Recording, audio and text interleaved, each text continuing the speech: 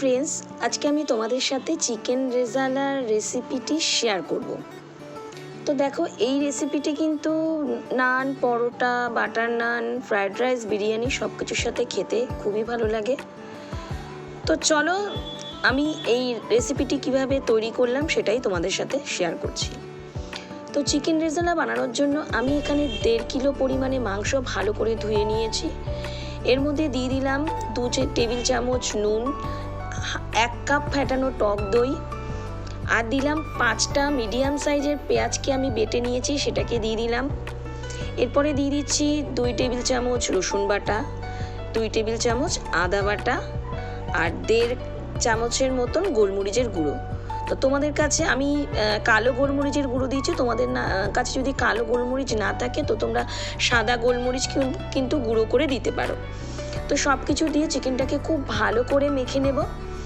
তো মেখে আমি 2 থেকে 2.5 ঘন্টা চিকেনটাকে আমি ম্যারিনেট করে রেখে দেবো। তো তোমরা চাইলে কিন্তু এটাকে ওভারনাইট ম্যারিনেট করেও রাখতে পারো। তো চলো, এই রেসিপিটি বানানোর জন্য আমি এখানে নিয়ে নিয়েছি 3 টেবিল চামচ পোস্ত আর 12 থেকে 15টা কাজু বাদাম। এটাকে হালকা গরম জলে আমি ভিজিয়ে রেখেছি। তো এখানে দেখো, কিছু গোটা গরম মশলা নিয়ে নিয়েছি, তেজপাতা, এলাচ, গোলমরিচ, একটা বড় এলাচ, কয়েকটি লবঙ্গ, দারচিনি, আর একটা এটা কি বলে, জয়িত্রী।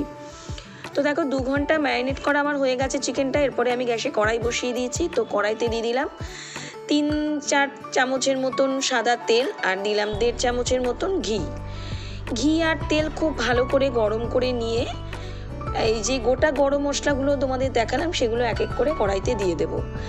1 সেকেন্ডের জন্য একদম লো আঁচে মশলাগুলোকে ভালো করে একটু ভেজে নেব, কারণ মশলা যদি পুড়ে যায় না, রান্নার স্বাদটাই কিন্তু পুরো নষ্ট হয়ে যাবে।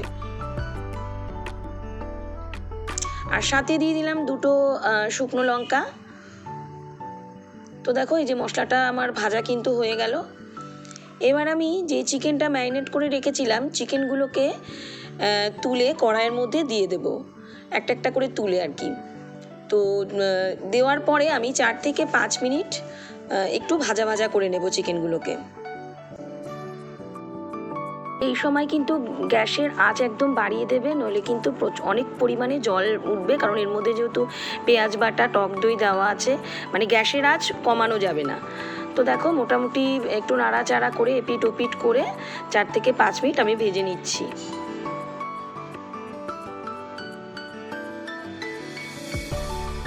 তো দেখো, 4 থেকে 5 মিনিট আমি চিকেনটা ভাজা ভাজা করে নিয়েছি এপিট ওপিট করে। তো এরপরে আমি চিকেন ম্যারিনেট করেছি যে সেই গ্রেভিটা রয়েছে, সেই গ্রেভিটা আমি এর মধ্যে দিয়ে দেবো। দিয়ে বেশ কিছুক্ষণ ভালো করে ভাজা ভাজা করব, যাতে পেঁয়াজ, আদা, রসুনের কাঁচা গন্ধ চলে যায়। তো কিছুক্ষণ ভাজা ভাজা করার পরে এটাকে ঢেকে দেব, যাতে চিকেনটা সেদ্ধ হয়ে যায়। কিন্তু ঢেকে দেওয়ার সময় গ্যাসের আঁচটাকে একটু কম করে দেব, যাতে চিকেনটা নিচ থেকে লেগে না যায়। এভাবেও আমি 5-7 মিনিট চিকেনটাকে হতে দেব। তো দেখো, হওয়ার পরে ঠিক এইরকম একটা অবস্থায় এলো। তো হালকা কিন্তু একটু তেল ছেড়েছে, কিন্তু এখনও চিকেন কিন্তু খুব একটা সেদ্ধ হয়নি। তো এই সময় একটা উপকরণ আমি দেবো, যেটা চিকেন রেজালার খুব গুরুত্বপূর্ণ উপকরণ, সেটা হচ্ছে মাখানি ছাড়া কিন্তু চিকেন রেজালার স্বাদ সেরকম হয় না। তো তার মধ্যে দিয়ে দিলাম আর একটু গোলমরিচও, সব দিয়ে ভালো করে নাড়াচাড়া করে আবারও আমি ঢেকে 5 থেকে 6 মিনিট আবারও মানে সেদ্ধ হতে দেবো চিকেনটাকে। গ্যাসের আঁচটা কিন্তু একটু কম করেই দেবো, কারণ খুব বেশি বাড়ালে নিচ থেকে লেগে যাওয়ার সম্ভাবনা থাকবে। তো দেখো, মোটামুটি কিন্তু চিকেন থেকে তেল ছেড়ে দিয়েছে। তো এখন দেখো, আমি ওই কাজু বাদাম আর পোস্ত যে ভিজিয়ে রেখেছিলাম সেই পেস্টটাকে দিয়ে দিলাম, আর মিক্সির বাটিটা ধুয়ে একটু জল দিয়ে দিলাম। চিকেন রেজালা বানানোর জন্য না আলাদা করে কোনো জল দেওয়ার প্রয়োজন পড়ে না, কারণ পেঁয়াজ বাটা আর টক দই থেকে যে জল বেরোয় তাতেই চিকেনটা মোটামুটি রান্না হয়ে যায়, মানে মোটামুটি কি পুরো রান্নাই হয়ে যায়।